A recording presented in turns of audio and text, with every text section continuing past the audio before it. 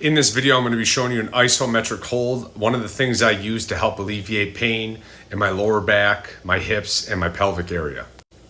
I had been previously diagnosed or told I had a leg length discrepancy. I had SI joint inflammation. I have had herniated discs between L4, L5, L5, S1. The three things that I believe have helped me alleviate pain and actually improve my mobility. I'm now more mobile now at 36 than I've ever been in my entire life.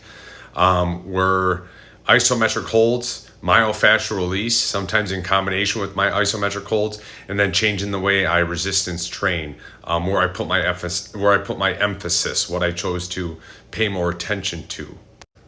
If you wish to know more about my story, former college football player, college coach, high school teacher and coach, I'll be posting other videos if anyone's interested. First thing I'd like to do for this isometric hold is I'm trying to screw my foot into the ground, right? So I'm going to start internally rotating my foot. I'm going to turn it out, and I want to make sure I am stuck to that ground, right? I'm engaging all the muscles in my foot. You can see my right foot, I do have some limited foot mobility that I'm trying to work on. Okay, but that's the first thing I'm going to do. Foot screwed into the ground, very important, right? I don't want any movement in my foot. Okay, next to this isometric hold, I'm going to drive my knees over my toes, right? Going to feel a stretch in that calf and sit my hips back. Immediately, I can feel a stretch in my anterior hip, okay? Tighten up my core, and I'm going to try and just turn a little bit into it, and I'm just going to hold this, okay? Really stretching this anterior hip, those capsules.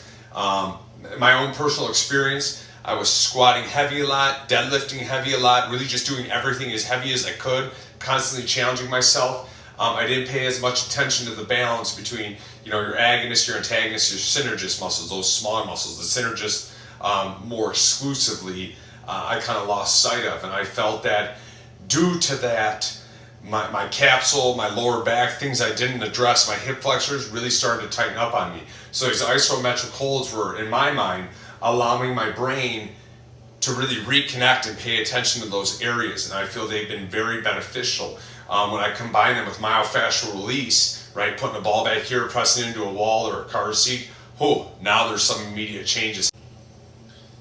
So when we're stretching this anterior hip and you're performing this isometric hold, I suggest holding for at least 30 seconds.